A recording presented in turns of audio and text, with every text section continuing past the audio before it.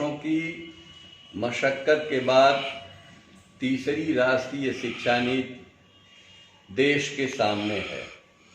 सरकार ने इसकी स्वीकृति प्रदान कर दी है। मैं इस नीति की खूबियों और खामियों पर थोड़ी चर्चा करना चाहूँगा।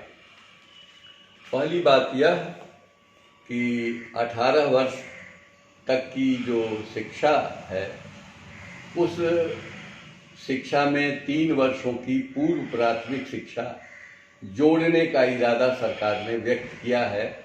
यह एक अच्छी बात है, लेकिन इस देश के शिक्षक संगठनों, छात्र संगठनों और नागर समाज की लंबे समय से ये मांग रही है कि इसे 18 वर्ष तक की शिक्षा को शिक्षा का अधिकार कानून के दायरे में लाया जाना चाहिए, जो अभी तक संभव नहीं दिख रहा है। दूसरी बात इस नीति के अंतर्गत महत्वपूर्ण है कि शिक्षा की जो संरचना 10+2 है उसको बदलते हुए 5-3-3-4 किया गया है, यानी और 3 वर्षों की पूर्व प्राथमिक शिक्षा लागू करने की बात दोहराई गई है, जो आंगनबाड़ी के माध्यम से की जाएगी। और ये प्रश्न बाद में हल होगा कि आंगनबाड़ी के माध्यम से कितनी गुणवत्तापूर्ण शिक्षा दी जाएगी बच्चों को। तीसरी जो महत्वपूर्ण बात है कि ड्रॉप आउट को घटाने की बात इसमें कही गई है और 2 करोड़ बच्चे जो आज भी स्कूल से बाहर हैं उनको स्कूल में लाने की बात मजबूती के साथ कही गई।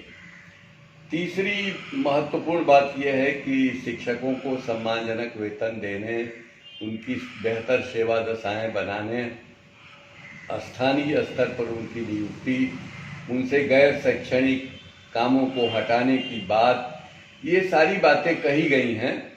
और स्थानीय स्तर पर एक संकुल बनाने की बात कही गई है, जिसे कोठारी आयोग ने भी अपनी अनुशंसा में स्वीकार किया था।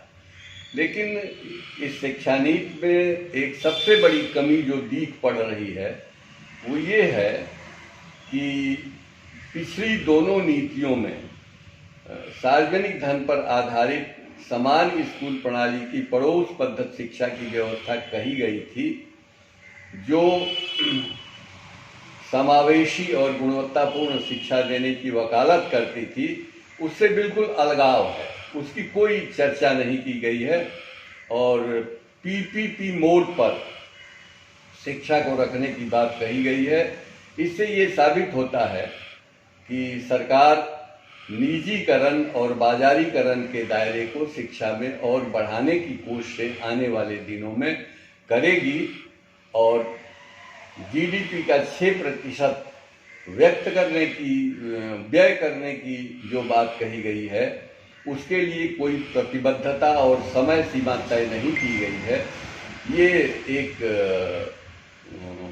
इसकी कमी है, इस शिक्षा नीति की एक कमी है। जब तक धन निवेश नहीं होगा तब तक शिक्षा सामाजिक, राजनैतिक और आर्थिक बदलावों में कारगर भूमिका नहीं निभा पाएगी और जिस देश को हम विश्वगुरु बनाने का सपना देखते हैं वो विश्वगुरु बनने में कामयाब नहीं हो सकेगा।